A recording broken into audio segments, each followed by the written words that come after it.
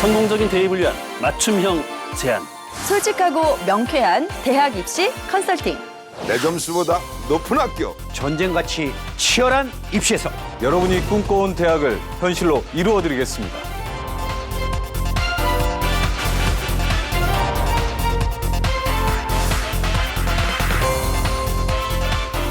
대한민국 학생들과 학부모님들을 위한 입시 솔루션이 시작됩니다.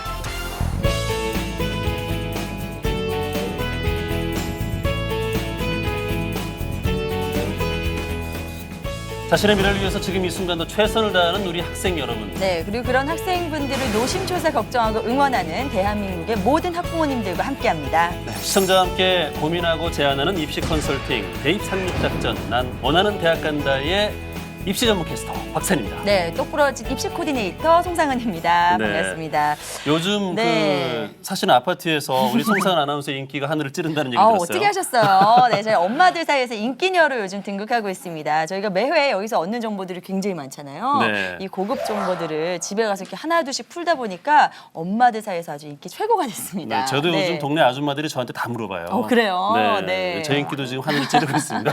네, 알겠습니다. 저희 이렇게 인기를 얻는데 정말 1등 공시를 해주신 두 분의 전문가 오늘 소개해드려야겠죠? 네. 자, 매주 이제 울림 있는 목소리로 튼튼한 작전을 짜주시는 이 사령관님이시죠. 저는 동굴에 와 있는 줄 알아요. 가끔 이분이랑 같이 하면. 네. 조정현 선생님 나오셨습니다. 오늘 역시 여러분들이 기대하는 입시 정보 전달해 주면서 더 함께 미래를 설계해 보도록 하겠습니다.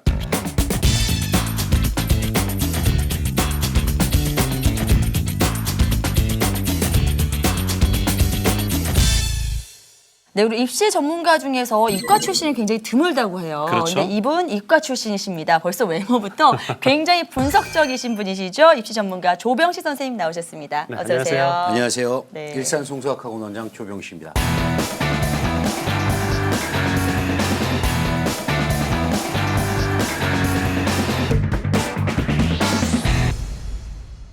일주일 동안도 학부모님이 정말 고생 많으셨습니다. 이번 주도 정확하고 명확하고 확실하게 보여드리도록 하겠습니다. 네. 조금 피곤해 보이세요. 매번 이렇게 열심히 준비하느라고 체력을 다 쏟아붓는 것 같습니다. 네. 아, 오늘 근데 굉장히 화사하게 오셔가지고요. 네. 깜짝 놀랐어요. 그렇습니다. 네. 지난주엔 저희들이 논술 전형 언제부터 어떻게 준비할 것인가라는 시간을 보내드렸잖아요. 네. 두 번째 시간입니다. 오늘은 이 대학별로 논술 전형을 어떻게 준비해야 하는지 집중적으로 다룰 예정입니다. 네, 그리고 매회 화제성 있는 대학교의 학과 소개로 정말 수험생들과 부모님들의 무한 애정을 받고 있는 대학별 수학 분석 역시 해나갈 거고요. 그 입시 정보 오해와 진실 시간도 기다리고 있습니다. 자, 그럼 지금부터 구체적으로 어떤 작전이 준비되어 있는지 함께 살펴보시겠습니다.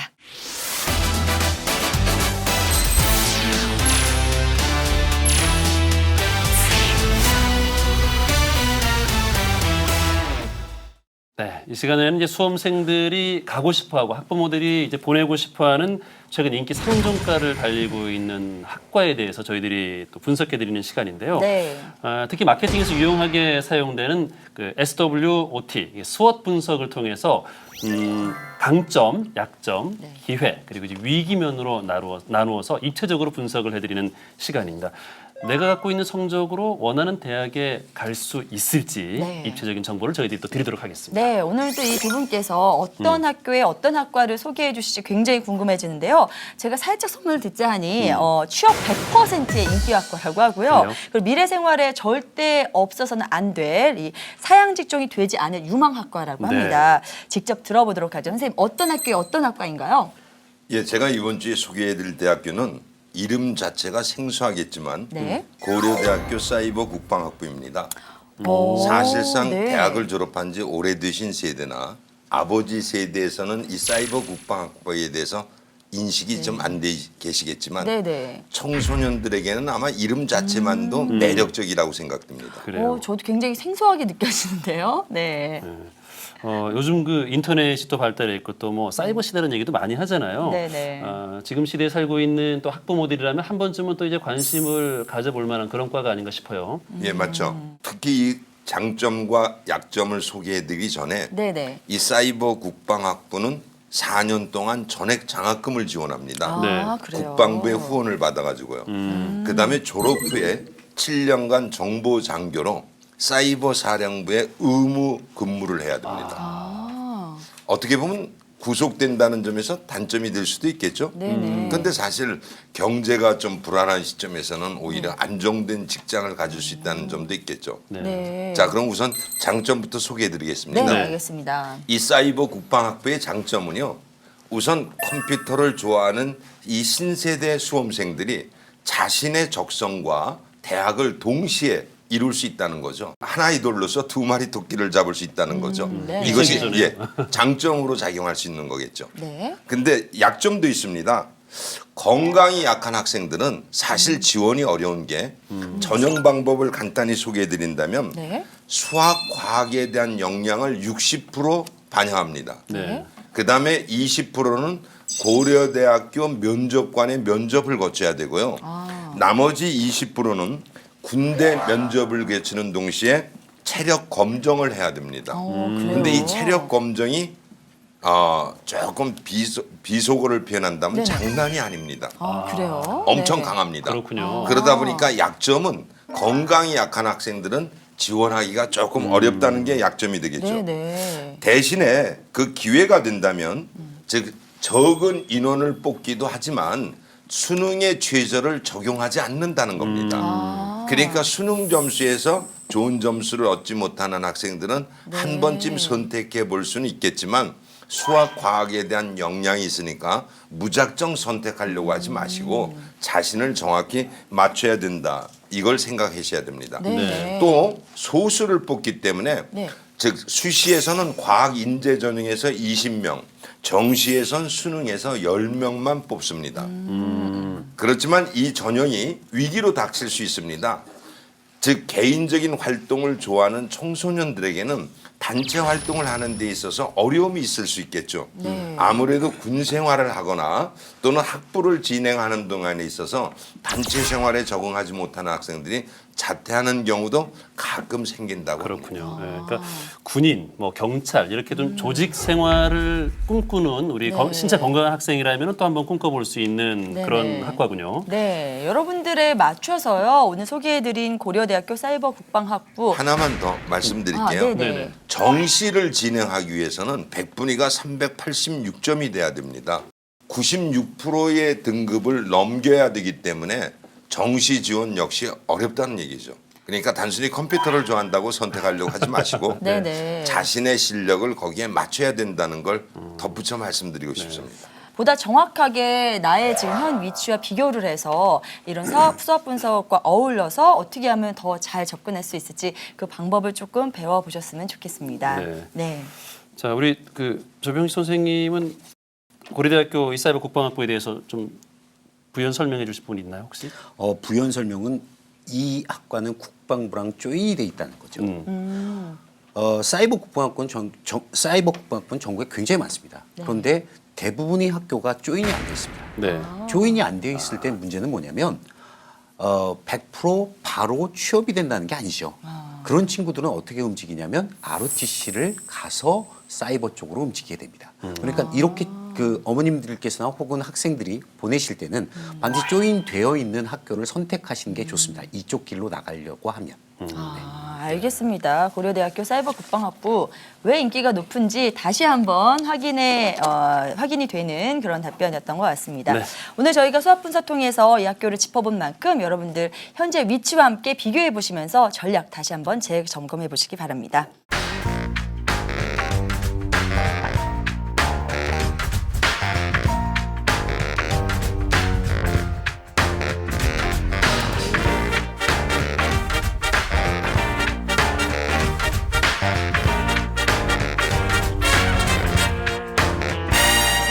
다음 순서는요. 회를 거듭할수록 코너 속의 코너지만 네. 시청자 여러분의 관심이 나날이 커져가는 코너입니다. 네, 복잡한 입시 전형 속에서 넘쳐나는 정보 속에서 과연 어떤 게 맞고 어떤 게 그른지 참 힘든 경우가 많이 있는데요. 네. 오늘 잘못된 입시 정보를 바로 잡아보는 시간, 입시 정보 오해와 진실 시간 통해서 오늘 어떤 내용을 전해줄지 굉장히 궁금합니다.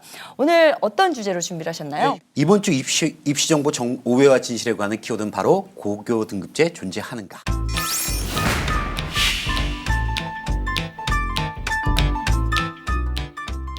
굉장히 민감한 부분. 그래요. 아주 민감한 얘기이기도 하고 또 네. 학부모들은 솔직한 얘기도 좀 듣고 싶기도 해요. 맞아요. 저희가 그냥 엄마들 사이에서는 막연하게나마 좀 고등학교 좀 대우해주는 그런 학교가 있지 않을까. 그러니까 의심의 눈초리를 보는 그런 게 없지 않아 있긴 하거든요. 네, 맞습니다.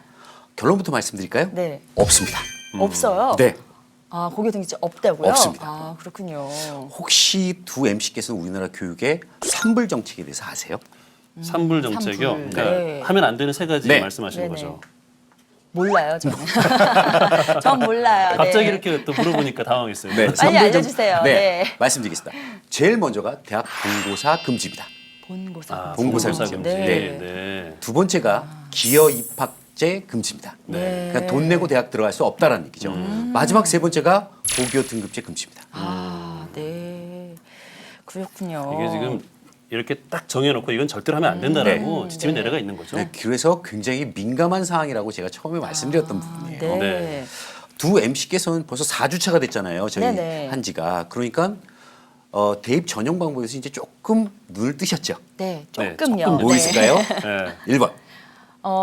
크게 두 개요. 학생부 종합, 학생부 교과. 크게 두 개가 뭘까요? 아, 네. 수시하고 네. 정시. 정시, 네, 수시, 네. 수시 안에 학생부 종합, 학생부 종합, 학생부 학생부 교과, 논술. 네. 논술. 네. 총 4가지가 크게 보면 총 4가지 전형이 있죠. 네, 왜 자꾸 저에게 질문하시는 거죠? 저는 근데 따라가고 네. 있어요. 그래서 어우, 4주 됐잖아요. 네, 벌써. 아, 확실히 선생님이셔갖고 질문을 많이 하시네요. 네. 그렇게 수업할 네네. 때도 갑자기 확확 던지시나요? 그럼 큰일 나죠. 성력을 다하고 해야죠. 네네. 네요. 그렇다면 학생부 교과는 내신이 100%죠. 그렇죠. 정시 수능 100%죠. 네. 그러면 어머님들이 의심의 눈초리를 사는 게 뭘까요? 바로 뭘까요? 학생부 종합입니다. 학생부 아, 네. 네. 이 왜 이 부분이 어머니의 의심의 눈초리가 살 수 있냐면 네네. 주위에 보면 자기보다 성적이 안 좋은 친구들 두 친구들이 있는데 스펙도 비슷하고 스펙은 비슷한데 한 친구는 일반고에서 1.3 정도 네. 또 한 친구는 특목고인데 4.5 정도 되는 친구예요. 네. 차이 많이 나죠. 네, 차이 많이 나죠. 네네. 근데 1.3 되는 친구는 떨어졌어요. 4.5 되는 친구는 붙었어요. 학부모 입장에서는 그쵸. 그렇게 볼 수 있겠네요. 네, 그래서 어머님들이 의심을 꽤 많이 하시는 부분 중에 하나죠. 네. 그런데 제가 없다라고 말씀드렸죠. 네. 그건 두 가지 이유가 있습니다. 첫 번째, 일단 학생들은 자사고나 특목고 학생들은 처음부터 내신이 불리하다는 사실을 알고 들어갑니다. 네. 그래서 그 친구들은 학교에서 비교과 활동을 굉장히 열심히 합니다. 또한 학교에서 그런 장들을 되게 많이 마련해줘요. 네. 그런데 일반고 학생들은 에이 대충 가. 대충 가서 우리 내신 잘 보고 안 되면 논술하고 네. 안 되면 수능 봐서 대학 들어가자. 이런 생각이 너무 강해요. 그 준비가 제대로 안 돼 있다는 얘기죠. 더불어서 말씀드리면 학교에서도 그런 장을 잘 마련해 놓지 않습니다. 그렇기 때문에 내신이 불리하다는 걸 판단되어 친구들이 네. 계속해서 준비를 굉장히 열심히 하죠. 그래서 다른 친구보다 스펙이 훨씬 더 좋습니다. 그렇군요. 그래서 합격으로 이어지는 상황이 되겠죠.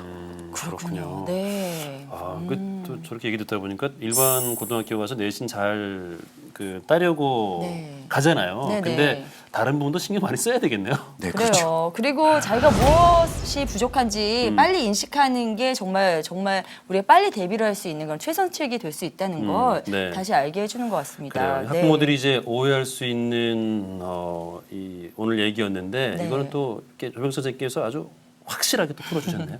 네, 없다.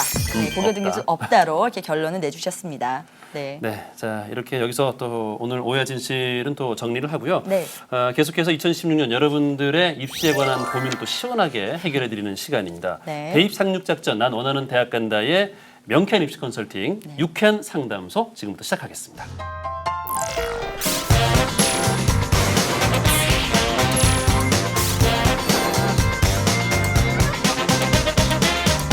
자, 이 시간은요, 매주 주차별로 테마가 있는 입시 정보를 저희가 전해드림과 동시에 학생들과 학부모님들께서 실제로 어떤 고민을 갖고 계신지 저희가 직접 사연을 통해서 풀어드리는 시간인데요. 오늘도 역시 논술 전형과 관련된 그런 주제로 이야기를 꾸며주실 거죠? 그렇습니다. 네. 자, 저번 주에 28개 대학이 이제 논술 전형을 실시한다고 했잖아요. 논술 시험이 각 대학마다 어떻게 다르고 또 구체적으로 논술 유형은 어떤 형태가 있는지 궁금하거든요. 네. 네, 인문 논술은 내용적으로 구분하면 5가지 정도가 있어요. 요약형, 자료 제시형, 비교 분석형, 논쟁형, 종합형 이렇게 5가지로 구분돼요. 네. 그리고 지난 시간에 제가 말씀드렸듯이 크게 구분하면 인문 논술, 두 번째 인문 플러스 영어 논술, 그리고 인문 플러스 수리 논술 이렇게 크게 3가지로 구분됩니다. 좀 더 디테일하게 말씀드리면 인문 논술은 대부분의 학교가 인문 논술을 실시하고 있습니다만 인문 플러스 영어를 포함하는 이런 논술을 실시하는 대학이 있습니다. 예. 힘든 학교네요. 네. 네. 송상은 아나운서 나오신 학교입니다. 아, 이화여대입니다. 네. 알겠습니다. 그리고 네. 외대, 네. 그리고 경희대, 아유, 왜 그런데요, 도대체. 네. 그리고 수학을 포함하는 학교는요. 네. 건국대, 숭실대, 네. 이화여대, 중앙대, 경희대, 한양대 모두가 아니라 네. 경상계열만입니다. 아. 그런데 고려대는 전 학과에서 다 실시하고 있습니다. 그래서 고려대를 준비하는 친구들은 아마 빠르게 준비해야 될 것 같습니다. 그리고 제가 아무래도 수학 쪽에 이렇게 관련이 있다 보니 네네. 수학을 인문 논술에서 수학을 조금 말씀을 드리면 대부분의 친구들이 급하게 준비를 합니다. 네. 그런데 아무래도 수학이지 않습니까? 네. 그래서 적어도 6개월 이전에는 준비를 하는 게 좋다라고 말씀드리고 싶습니다. 그렇군요. 네. 지금 문과 학생의 경우를 먼저 말씀을 해주셨잖아요. 지금 수리적인 요소를 보는 곳이 많이 있기 때문에 인문사회 논리나 수리가 꼭 필요하다. 그리고 대비는 최대한 이제 빨리 하는 것이 빨리 하면 좋다까지 좋다. 말씀해 주셨는데 그렇다면 이과의 경우는 어떤가요? 근데 이과에서는 지난 시간에 역시 설명드렸듯이 네. 수학만 보는 학교, 수학 플러스 과학 한 과목 보는 학교, 수학 플러스 과학 2과목 보는 학교, 네. 그리고 특수하게 수학 플러스 기타를 보는 학교가 있어요. 네. 근데 요즘 추세가 어떻게 바뀌고 있냐면 예전에는 수학 한 과목에 과학 2과목이었어요. 그게 점차 과학 부분이 줄어들고 있습니다. 그 줄어드는 이유는 과학이라는 부분이 원 과목하고 2과목이 있어요. 네. 그럼 보통 물리하면 물리 1, 2, 화학이면 1, 2, 네. 생물도 1, 2, 지학도 1, 2가 있어요. 네. 근데 단순하게 물리만을 선택을 한다라고 하면 원만 선택하면 될 것 같은데 2과목까지 선택을 해야 됩니다. 학생들이 부담스럽네요. 수능에서 선택하는 과목은 대부분이 원 과목입니다. 네. 그런데 2과목을 공부하려면 또 시간적인 여유가 필요하죠. 네. 그렇죠. 그래서 점차 줄어들고 있는 추세입니다. 그런데 독특하게 아까 말씀드렸듯이 독특한 과들이 있다고 말씀드렸죠. 네네. 숙대, 항공대 이학, 가톨릭대 생활과학부는 수학하고 인문 논술 봅니다. 이 인문 논술 준비 역시 최소 6개월 전엔 준비를 해주셔야 됩니다. 특히 숙대 같은 경우는 당락에 굉장히 크게 영향을 미쳐요. 그래요. 네네. 네. 그럼 미리 준비를 하시고요. 두 번째, 가톨릭대 의대와 울산대 의대는 아무래도 의대다 보니까 네. 수학 플러스 의학입니다. 오, 네. 고등학교 때 저도 의학 생소합니다. 공부하는 사실은 의학은. 네. 그런 준비 어떻게 해야 되나요? 미리 준비를 하셔야 미리 됩니다. 네. 참 그러니까 바로 직전에 준비하는 건 없습니다. 네. 입시는. 그리고 가장 독특한 대학이 하나 있는데 서울여대입니다. 네. 서울여대는 유일하게 수학을 보지 않습니다. 이과 학생인데요. 네. 네. 과학하고 인문 논술을 봅니다. 독특하네요. 네, 진짜 독특하죠. 왜 그러는 걸까요? 저도 잘 모르죠. 네. 그리고 마지막 팁이 하나 있습니다. 네. 박천 아나운서가 제일 좋아하는 운동이 뭐예요? 저요? 네. 뭐 저는 뭐 축구도 좋아하고 골프도 좋아하고 골프죠. 네. 예. 송상은 아나운서는 저랑 사석에서 얘기하실 때 네. 일 그만두시면 네. 평생 골프만 치고 싶다고 하셨죠? 네. 그런 것도 이렇게 방송 중에서 말씀하시면 네.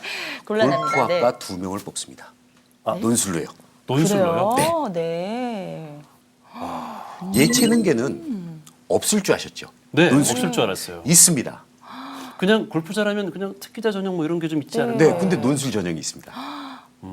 경희대에는 골프학과 2명을 포함해서 총 37명을 체육계통해서 뽑습니다. 논술. 네. 그렇군요.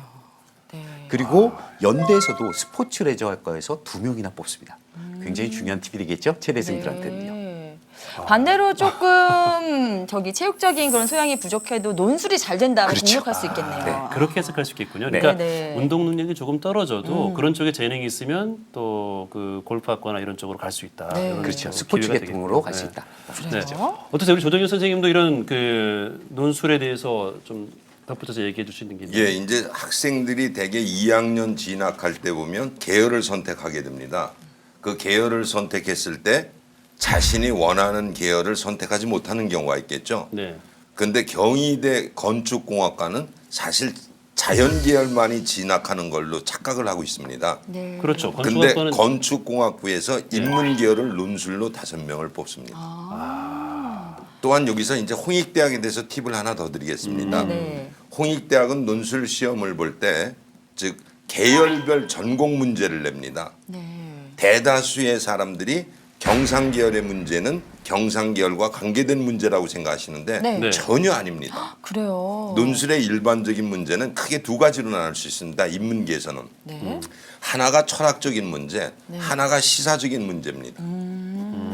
그래서 철학적인 문제와 시사적인 문제라면 아픔을 갖고 있는 분들에게는 조금 안타까운 이야기지만 중국에서도 이번에 유람선 사건이 났었죠. 네. 그거를 소재로 선택한다면 유람선 사건 자체를 다루는 게 아니라 즉 승무원들의 책임의식 이걸 갖고 만들어낼 수 있죠. 이건 시사적인 관점에서 접근한 거죠. 네네. 철학적인 거라면 인간의 삶을 전반적으로 다루는 겁니다. 그러니까 즉 자유와 평등이라든지 이성과 감성이라든지 이러한 관점으로 접근하는 것이 철학적 문제가 되겠죠. 네. 이러한 관점에서 홍익대 가는 학생들은 전공 부분을 조금 더 보충해야 될 필요성이 있을 겁니다. 네. 선생님들 말씀 다 들어보고요. 제가 내린 종합적인 결론은 어떤 학교나 학과를 목표로 두면 진짜 거기에 딱 맞는 거를 준비해가지 않고서는 힘들겠다 하는 생각이 들어요. 네. 대학별 특징에 대해서는 이제 또 다음 시간에 더 상세하게 말씀드리겠지만 네네. 사실상 논술을 공부하는 학생은 논술의 논리성이라든지 일관성이라든지 통일성이라든지 이런 걸 갖고 공부합니다. 네. 그래서 그걸 모든 대학에다 접목시키려고 합니다. 근데 사실 그렇지가 않습니다. 네. 같은 문제를 갖고 연세대 논술 교수하고 고려대 논술 교수에게 채점을 해보면 점수는 판이하게 달라집니다. 이거는 연세대가 중시하는 건 논리성과 창의성을 바탕으로 한 진술이 되길 바라는 거고 네네. 고려대가 포인트를 잡고 있는 거는 전체적인 글의 구성 능력이라고 볼 수 있습니다. 그러니까 대개 논술 문제에서 인문계 논술에서 요약의 문제가 많이 나옵니다. 네네. 근데 요약의 문제를 다루는 대학은 고려대학도 종합적으로 요약을 다루면서 다른 문제로 넘어가고 네. 성균관대학교 1번 문제는 요약입니다.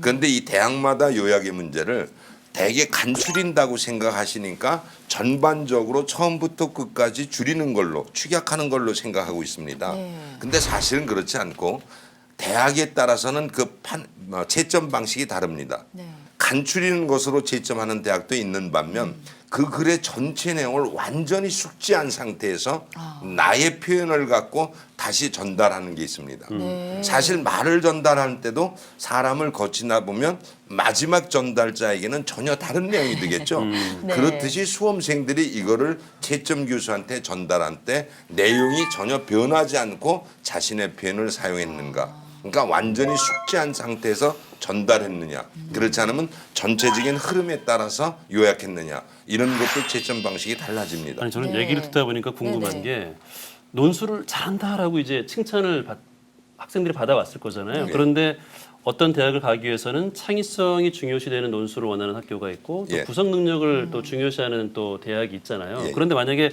제가 연대를 가고 싶은데 저는 논술 구성 능력이 상당히 뛰어난데 창의성은 조금 떨어진단 말이에요. 그러면 그것도 좀 단기간에 극복이 가능한가요? 단기간의 극복은 조금 어렵다고 봐야 되겠죠. 그러니까 그럼 학교를 바꿔야 되나요? 그럼 학교로 예, 바꿔야 되나요? 쉽게 얘기해서 네.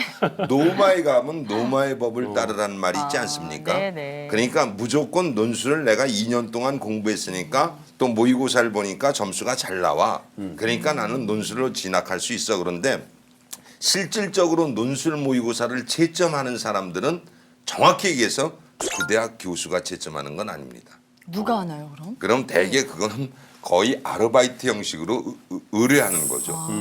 그러다 보니까 그래요? 전체적으로 논술 시험에서의 채점의 정확도는 분명히 있지만 네. 모의고사에서 채점의 정확도는 정확히 분명하지는 않다. 그러니까 모의고사에 너무 집착하지 마라. 그러면서 대학의 특색을 파악해라. 근데 저희 프로그램의 특색이 뭡니까? 난 원하는 대학 간다. 지금 박찬 아나운서께서 말씀하셨지만 난 구성 능력이 떨어진다. 그러므로 사실상 고대를 지원하기는 어렵다. 창의성이 떨어지니까 연대를 지원하기는 어렵다. 했을 때 난 원하는 대학 간다. 저희가 만들어줘야 되지 않겠습니까? 네. 만들어 드리겠습니다. 다음부터 기대 한번 해보십시오. 네. 알겠습니다. 오늘 여기까지만 하시는 건가요? 그럼요? 여기까지는 됐죠. 아유, 뭐. 네. 궁금해 죽겠어요. 네. 근데 저는 네, 이과 네. 논술을 하고 있는데요. 아, 네네. 이과 논술하는 친구들이 인문 논술 아까 지난 시간에도 되게 못 쓴다고 말씀드렸죠. 네. 국어도 못해요. 수능을 못 봐요. 그럼 그래서 어떡해요? 저는 이과라고 하더라도 네. 가능하면 인문 논술을 고등학교 1학년 때 정도는 한번 다뤄보는 것이 좋을 것 같다라는 생각을 합니다. 아, 그래요. 그러니까 저희들이 지금 뭐 구성 능력이 뛰어난 학생이 또 창의력을 원하는 대학을 이제 가야 되면 어떻게 해야 되냐 이렇게 여쭤봤지만 네네. 논술을 준비할 때 구성 능력, 창의 능력 뭐 이런 여러 가지 능력을 좀 고루고루 갖출 수 있도록 시작부터 좀 논술 공부를 열심히 하는 게 중요할 것 같아요. 네, 그렇죠. 네. 네. 제가 말하는 게 빠른 정답인 것 빠를수록 같죠. 네, 빠른 빠를수록 좋으니까요. 네. 네. 일찍부터 또 시켜야겠습니다. 네. 네, 저 때도 사실은 논술을 봤거든요. 근데 그때는 여기서 잘 보는 친구가 저기도 붙고 여기도 붙고 다 붙었는데 이제는 정말 학교별로 학과별로 너무나 차별화 전략으로 가져가야 되기 때문에 네, 이런 컨설팅의 중요성이 또 다시 한번 느껴지네요. 네. 자, 오늘 또 이렇게 두 분 선생님 모시고 이 논술에 대한 어떤 고민을 좀 해결해 봤는데 아직도 네. 조금 덜 풀린 부분들이 있는데요. 이런 네네. 부분도 또 다음 시간에 또 풀어보도록 하겠습니다. 네. 자, 다음은요. 이 학생들과 수험생 학부모님들이 이 저희 프로그램에 또 의뢰해 오신 사연을 들어보는 시간이죠. 네, 그렇습니다. 저희가 매주 여러분들의 고민을 직접 사연으로 받아서 이 시간 통해서 두 분의 전문가와 함께 명쾌하게 해결해보는 시간 갖고 있는데요. 오늘도 두 분께 잘 부탁드린다는 말씀 먼저 드리면서 사연을 좀 살펴보도록 하겠습니다. 네. 자, 오늘의 첫 번째 사연은요. 인문계 고등학교 2학년 학생께서 보내주신 사연입니다.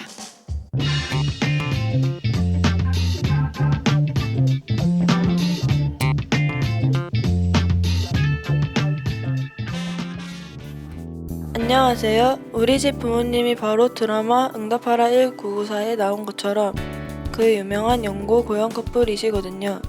엄마는 연세대 성악과 출신, 아빠는 고려대학교 의대 출신.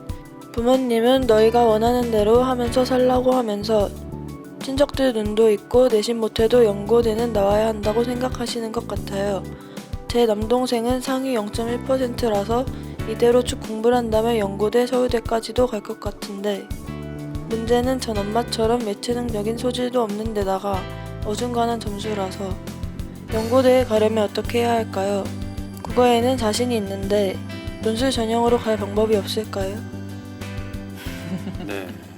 마지막에 굉장히 자신감 없이 맺어주신 게 좀 마음에 그러니까요. 걸리네요. 목소리 지금 힘이 하나도 없어요. 그러니까요. 그리고 어중간한 점수라고 하셨는데 일단 이런 게 좀 명확하게 밝혀져야 저희가 상담을 더 정확하게 해드릴 수 있겠습니다만 그래서 지금 전해주신 내용을 토대로 한번 이야기 나눠보도록 하겠습니다. 네. 네, 선생님 어떻게 보셨나요? 예, 이 학생 같은 경우도 지난 회차에서 말씀드렸던 것이 내신은 굉장히 부족한 학생인 것 같습니다. 네. 그렇다면 학생부 종합이나 교과 전형은 대단히 어렵겠죠. 그런데 사실 꼭 연고대만을 고집하는데 이거는 사실상 부모님들의 인식도 좀 변화하셔야 된다고 생각합니다. 네. 지금은 사실 서울에 있는 서울 소재 대학을 서울대학이라고 부른다는 말이 나오는 것처럼 인서울. 네네. 예. 연세대학과 고려대학만 고집할 게 아니라 이 학생이 적성에 맞는 학과가 있는 대학도 있는가 검토해 봐야 될 것 같습니다. 네. 다만 이 학생의 그 의문점, 궁금증에 대해서 제가 명확히 답변을 해드린다면 네. 즉 동생을 비교하려고 하지 말고요. 자신의 선택을 정확히 가져야 되는데 네. 국어는 자신 있는데 논술 전형으로 갈 수 있을까요? 이렇게 됐는데 국어가 자신 있다는 건 분석 능력이 어느 정도 된다고 생각합니다. 네네. 그렇다면 그 분석 능력이 된다고 생각한다면 분석 능력을 중심으로 출제하는 대학을 논술로서 선택하는 것이 바람직합니다. 아, 네. 즉 이 학생 같은 경우에는 연세대학을 선택하기는 좀 어렵다는 거죠. 연세대학은 분석에다 자신의 창의성을 덧붙여야 되는 겁니다. 네. 그렇게 되니까 대학을 말씀드린다면 가장 분석 능력에 접근하는 대학은 동국대학이라고 볼 수 있습니다. 네. 그러니까 꼭 연고대를 고집하지 말고 다만 모의고사가 2등급에서 3등급 사이라고 하니까 이 학생한테 부탁드리고 싶은 거는 지금도 조금 더 노력을 해서 논술과 즉 모의고사를 바탕으로 해서 정시 전형을 병행하는 것이 바람직하다고 생각합니다. 네. 저희가 한번 방송했을 때 올인하지 말라 이런 말씀을 한번 드린 적이 있죠. 네. 그것과 마찬가지처럼 논술 전형에만 매달리지 말고 모의고사 등급을 조금 더 올린다면 서울 소재 대학 정도는 충분히 갈 수가 있으니까 네. 그다음에 또 연고대에 너무 집착을 하게 된다면 학생 스스로가 부담을 갖게 됩니다. 네. 그러면 오히려 학생들한테는 자신이 갖고 있는 실력을 충분히 발휘할 기회가 없는 거죠. 네. 그렇게 되니까 이 학생에 대한 답은 논술 플러스 정시 이렇게 말씀드리고 싶습니다. 네. 어떡하죠? 연고대 가야 된다고 이렇게 네. 고민을 상담해 왔는데 네. 지금 동국대 말씀하셨고 또 논술과 이제 모의고사를 네. 좀 병행을 하면은 선택할 수 있는 좀 여지가 좀 많아진다. 네. 그리고 대학이 중요한 게 아니라 역시 이제 본인의 적성을 잘 살리는 게 대학 가서 또 행복할 수 있으니까요. 그렇겠죠. 네. 그러니까 저희 주변에도 볼 것 같으면 의과대학을 나와가지고 의대를 의사 면허를 갖고서 병원을 개설했지만 네. 사실상 그게 마음에 안 들어가지고 자기 스스로 병원을 문 닫고 자기가 좋아했던 그림을 그리는 그 화가의 직업을 선택한 사람도 있습니다. 그렇죠. 네. 예. 그러니까 행복이라는 것은 자기가 원하는 것을 할 때 행복한 거지 네. 어떤 사회적인 지위나 명분에 의해서 강요된 행동은 사실 바람직하지 않다고 생각합니다. 네. 알겠습니다. 네, 지금 뭐 문의를 주신 학생에게는 저희가 조금 죄송스러운 답변이 될 수도 있겠습니다만 인생을 좀 더 길게 놓고 보신다면 지금 전해드린 이야기 충분히 지금 고민해 보실 만한 그런 사안이 아닐까 생각이 듭니다. 네. 근데 선생님 그럼에도 불구하고 제가 질문 좀 드리면 안 될까요? 뭐냐면요, 이분이 정말로 연고대를 가고 싶어 하는데 논술 전형을 어떻게 공략을 하지 못하나요? 이렇게 단도직입적으로 여쭤본다면은 힘들다 이런 말씀이시죠? 지금 2학년인데 힘든가요? 네. 힘들진 않습니다. 갈 수는 있습니다. 고려대보다는 연세대가 유리합니다. 이거는 이 학생이 수리 영역이 3등급이 나오기 때문에 네. 아까 조병식 선생님이 말씀하셨듯이 네. 고려대학은 전계열에서 수리 영역을 봅니다. 근데 다른 대학에 비해서는 비중은 약합니다. 네. 고려대학의 수리 영역은 25점, 네. 그다음에 경희대학이나 중앙대학은 30점, 네. 한양대학 경상계열은 50점입니다. 수리 영역이. 네. 그렇기 때문에 이 학생은 고대보다는 연대 쪽 논술에 더 적합합니다. 그런데 국어를 잘한다고 해서 그게 내가 논술도 잘한다 이런 오판을 하기보다는 네네. 연대의 채점이나 연대의 문제 유형을 정확히 짚고 네. 앞으로 반복한다면 가능성은 충분히 있다고 생각합니다. 네. 네. 제가 오늘 사연 보내주신 여학생의 그 마음이 너무 좀 안쓰럽게 느껴져서요. 좀 희망을 드리고자 선생님한테 끝까지 이렇게 붙잡고 질문을 드려봤네요. 네. 네.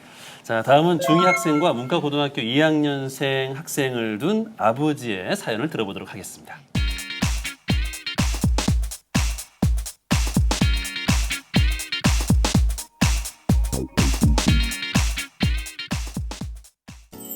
논술이 중요하다고 해서 어릴 때부터 독서, 논술, 논리 공부를 철두철미하게 시켰거든요.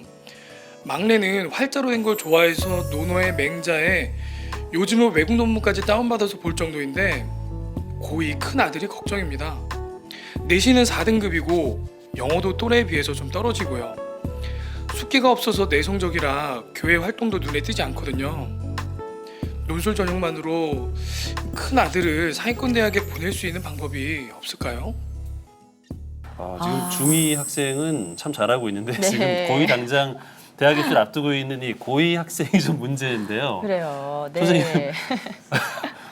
선생님 답답하신가요? 너무 많습니다. 네. 이런 부모님들. 아, 그래요? 아, 제일 많습니다. 네. 어떤 분에서 제일 많냐면 논술 중요하다, 아니 공부 중요하다가 투자 엄청나게 많이 하십니다. 근데 우리 아들 고등학교 2학년 때 아무것도 안 돼요. 정말 많습니다. 그러면 이 친구들이 딱 들어오면 저랑 같이 한숨부터 쉽니다. 어머님도 한숨 쉽니다. 네. 그런 다음에 방법을 마련해 드립니다. 네. 제일 먼저 학생부 교과, 학생부 종합, 인서울 자체가 불가능합니다. 그래요. 네. 현재 내신 4등급이잖아요. 네. 고등학교 2학년이죠. 네. 내신은 고등학교 1학년 때 저는 끝난다고 생각합니다. 즉 내신으로 계속 가야 될지 혹은 말아야 될지 네. 이 자체가 끝난다고 생각을 합니다. 그래서 불가능합니다. 만약 이 학생이 현재 고등학교 3학년이라고 하면 네. 저는 이렇게 컨설팅 할 것 같아요. 수능 열심히 공부해. 논술도 그냥 공부해. 그리고 재수. 네. 선생님 너무 깔끔하게 말씀하시는 거 아닌가요? 근데 상처는 네. 좀 받겠는데. 네, 네. 받더라도 이 부모님께서 상위권 대학을 요구하신다라고 하면 분명히 이 부분은 짚어줘야 될 부분. 그럼 현재 상태로는 인서울대학 불가능하다는 불가능입니다. 말씀이시죠? 논술로도. 논술은 지금 이 학생이 얼마만큼 공부했는지가 네. 전혀 나와 있지는 않습니다. 네. 그래요. 물론 이 학생이 지금 아까 처음부터 논술을 계속 꾸준하게 공부를 해왔다라고 하면 네. 가능성은 있지만 상위권 대학 쉽지 않습니다. 왜냐하면 내신 4등급이죠. 네. 모의고사 성적도 비슷할 거라고 예상을 한다면 네. 최저 등급이 힘듭니다. 따라서 최저 등급 없는 대학을 맞춰야 되겠죠. 네네. 그렇다면 상위권 대학은 힘들다라고 보여지죠. 그렇군요. 제가 부모님한테 아버님한테 권해드리고 싶은 게 하나 있습니다. 뭐냐면 아버님께서 자녀 내신에 대한 본인의 기쁨과 프라이드를 버리십시오. 먼저. 우리 아들이 네. 또는 우리 딸이 내신 잘 받았다. 엉덩이 툭툭 치고 용돈 주고 같이 맛있는 거 먹으러 가자 하지 마십시오. 못 받아도 그 자체를 그대로 받아들이시기 바랍니다. 왜냐하면 아까도 말씀드렸듯이 불가능합니다. 학생부 종합, 학생부 교과, 네. 인서울 불가능하죠. 근데 왜 거기에 목숨을 거십니까? 그냥 아들하고 편해지십시오. 혹은 딸하고 편해지십시오. 관계 설정을 굉장히 잘해 주시기 바랍니다. 네. 대신 아직 2학년이기 때문에 체계적으로 논술을 체계적으로 다양하게 그리고 플러스 알파로 정시 준비를 철두철미하게 해서 준비하는 방법밖에 없다라고 말씀드릴 수 있습니다. 지금 그래요. 그 2학년인데 그 정시 준비하고 또 논술 열심히 준비하면은 또 어떤 가능성들은 네, 가능성은 모든 사람들한테 다 있지 않습니까? 가능성 부분을 말씀드릴 수는 없습니다. 컨설팅은. 네, 지금 네. 현재 시점에서 된다 안 된다는 분명히 말을 해줘야 될 것 같습니다. 그래요. 네. 지금 상황은 정말 힘든데 네. 네네. 어쨌거나 최선을 다하면은 또 가능성은 모른다. 네, 고3은 좀 100% 재수하라고 합니다.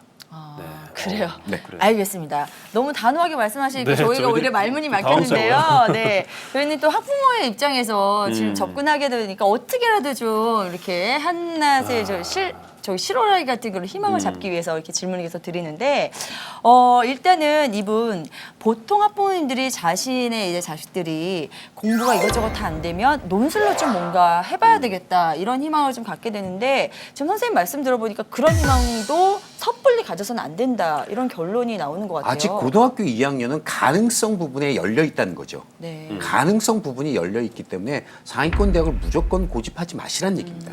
네. 그래요. 네, 그렇죠. 그래요. 뭐 알겠습니다. 상위권 대학 꼭 안 가더라도 네, 뭐 대학을 갈 수 있는 가능성은 또 찾아보면 또 있으니까. 근데 앞에 네. 사연처럼 자기의 길을 찾을 수도 있거든요. 네, 네. 굳이 아버님 목표대로 연대 가야 돼, 서울대 가야 돼, 네. 고대 가야 돼, 성대 가야 돼, 10개 대학 안에 넌 무조건 들어가야 돼. 네. 이건 조금 양보하실 수도 있다라고 생각합니다. 저는. 네. 저희들이 알겠습니다. 다 좋은 대학 가야 된다, 다 뭐 상위권 대학 가야 된다 이렇게 얘기하는 프로그램이 아니잖아요. 네, 그렇죠. 네. 네. 자신의 수준에 맞게 또 자신이 원하는 걸 최대한 충족시켜드리기 위한 프로인 만큼 여러분들께서 이런 부분을 좀 집중해서 그리고 또 잘 하나는 받아주면 좋겠습니다. 학생이 굉장히 내성적이라고 표현했잖아요. 네, 네. 네. 네. 너무 안타깝죠. 제가 봤을 때 성적이 좋은 친구들도 자기가 선생님들한테 적극적으로 물어보고 적극적으로 붙었을 때 성적이 좀 좋아집니다. 네. 네. 그래서 제가 그런 부분들 전체적으로 종합을 해서 노력을 하고 열려 있되 최선을 다하는 방법밖에 지금 현재는 기대치를 조금 낮추시고 그 방법밖에 없다라고 말씀을 드릴 수 있습니다. 그래요. 네, 알겠습니다. 아, 네. 저희들이 좀 사연 두 가지를 들어봤는데 두 번째 사연 들으니까 저도 좀 정신이 번쩍 나는데. 네.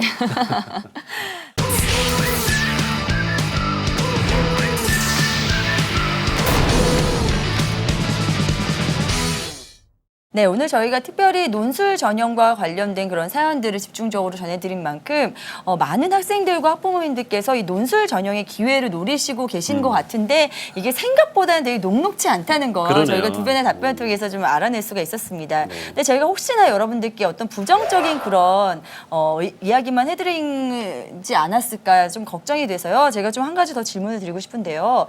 이 선생님들 가운데서 이제 혹시 논술 전형으로 잘 전략을 짜서 학교에 잘 이렇게 들어간 경우는 없는지 이것도 좀 질문을 드려보고 싶네요. 네, 있습니다. 네. 네, 앞에 사례를 제가 안 된다라고 네네. 말씀드렸던 거는 네. 상위권이에요, 대학이. 아. 중요한 건 상위권이라고 말씀드렸죠. 네. 네. 상위권이 안 된다라고 하면 논술 전형으로 대학을 들어갈 수 있는 학교들이 꽤 많습니다. 아, 그래요. 전국 28개를 봐요. 오, 예. 그럼 그런 사례들은 많이 알고 계시겠네요. 네, 그렇죠. 그럼 하나만 좀 소개를 네. 해주시죠. 네. 이 학생은 고등학교 2학년 때까지 정말 평범한 문과 학생이었어요.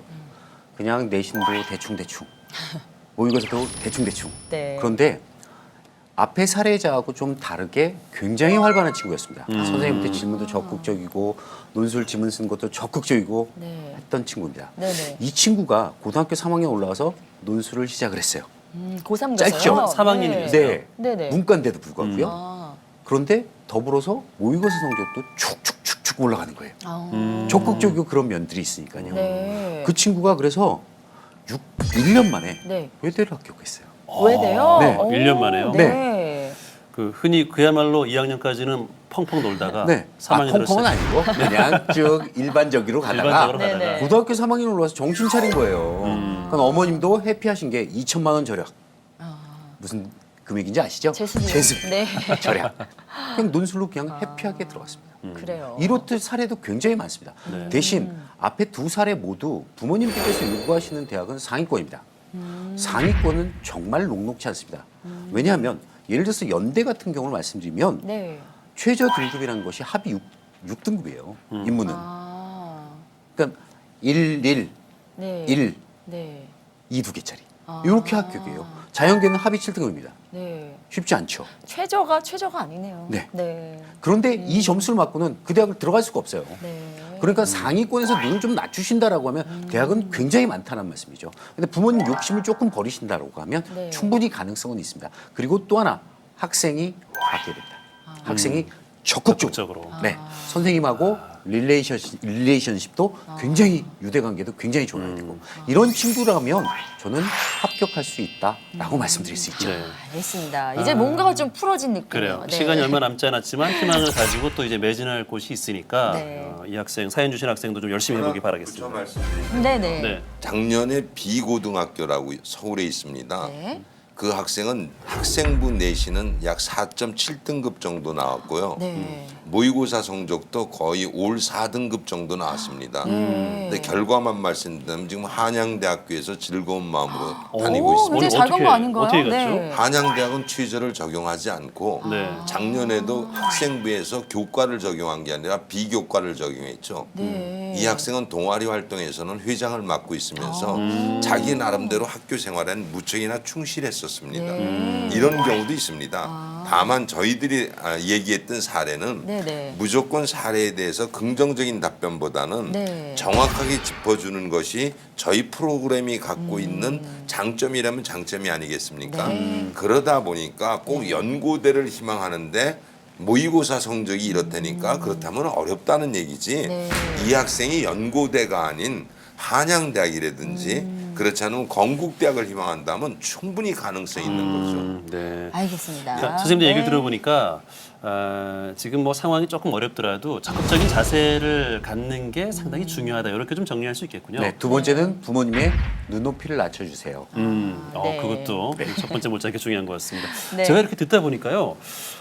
글쎄요, 지금 그 고3, 고2 또 뭐 중학교 학생들을 둔 학부모들의 나이가 대략 뭐 좀 정리가 되잖아요. 그분들이 논술에 대해서 정확한 좀 개념을 가지고 있는지 좀 궁금한데요. 저 같은 경우도 논술 하면은 과거처럼 책 많이 읽고 토론 잘하고 뭐 네. TV 그 토론 프로그램 열심히 좀 보고 네. 신문도 열심히 보면은 좀 쑥쑥 논술 특히 능력이 신문사설 열심히 그러니까요. 읽었잖아요. 그거 막 네. 스크랩해서 이렇게 붙여놓고 읽고 그랬잖아요. 네네. 그러면 논술 실력이 좀 늘 것 같은데 이게 지금 최근에 입시에서의 논술 그 준비하는 것과는 좀 다른 모양이에요.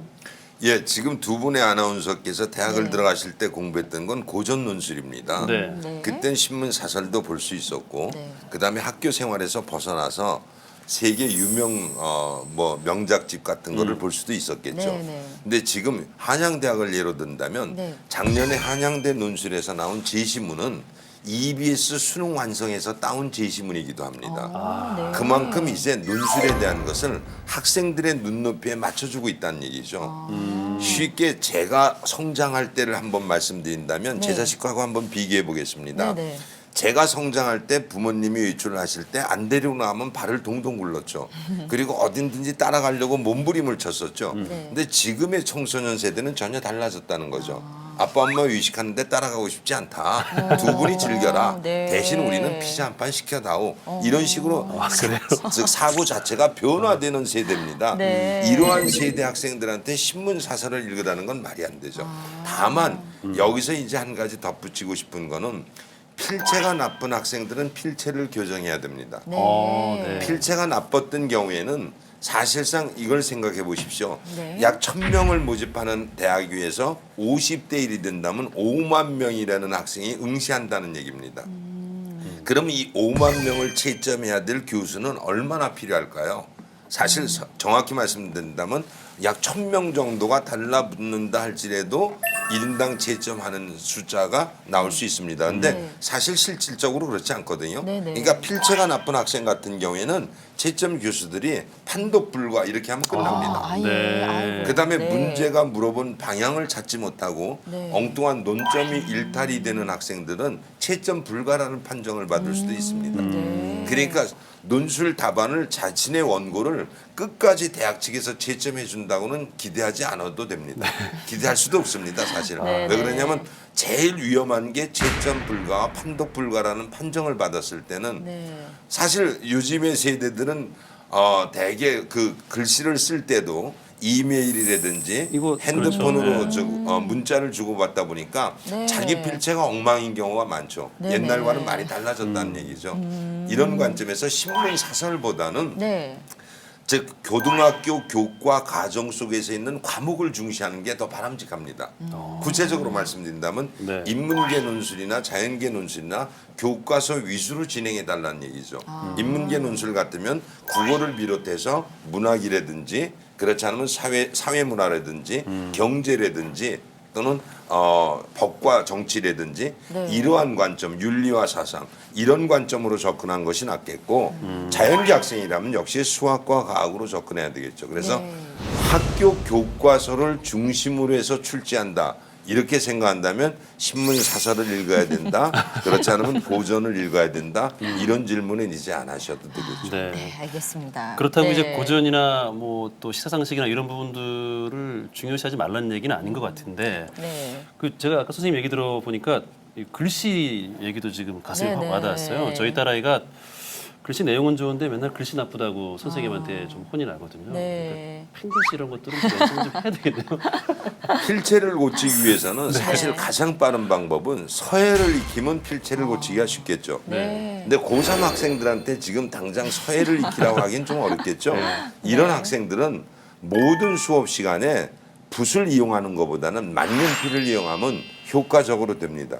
실질적으로 필체가 나쁜 학생한테 즉 지금도 진행을 하고 있지만 약 3개월 만년필을 모든 수업에서 사용하도록 했습니다. 네네. 처음에는 판독 불가했던 그 필체가 지금은 충분히 읽을 수 있을 정도로 변했습니다. 네. 네. 이렇듯이 필체가 나쁜 걸 교정하는 방법도 여러 가지가 있으니까요. 네네. 지금 필체가 나쁘다고 그래서 너무 즉 낙담할 필요는 없고 다만 3학년이라면 시간적 여유가 없으니까 제가 권하고 싶은 건 만년필 사용을 생활화해 보라고 권하고 싶습니다. 네. 알겠습니다. 저희들이 논술 네. 얘기하면서 이제 글씨까지 나갔고 만년필까지 네, 나갔어요. 그러니까요. 네, 저희 이렇게 깨알 팁까지 정말 싹 털어서 오늘 전해드린 만큼 여러분들께 아주 유익한 시간이 되었으면 좋겠네요. 네, 자, 오늘 두 분 선생님 얘기도 잘 들었습니다. 네. 이렇게 해서 입시를 앞둔 학생분들 그리고 학부모님들과 함께 고민하고 해결하는 스마트한 입시 컨설팅. 네, 대입 상륙작전 나는 원하는 대학 간다. 어느새 마칠 시간이 됐습니다. 네. 오늘도 저희가 뼈가 되고 살이 되는 정보 탈탈 털어드린 만큼 여러분들께 유익한 시간이 되셨기를 바랍니다. 네, 오늘 나와주신 두 분 선생님 정말 고맙습니다. 네, 고맙습니다. 네, 수고하셨습니다. 네. 자, 저희 다음 주에는요 논술 전형 대학별 특징 두 번째 시간 준비하고 있으니까요. 다음 주에도 많은 기대하고 찾아와 주시기 바랍니다. 네, 저희는 다음 시간에 다시 찾아오도록 하겠습니다. 여러분 고맙습니다. 고맙습니다.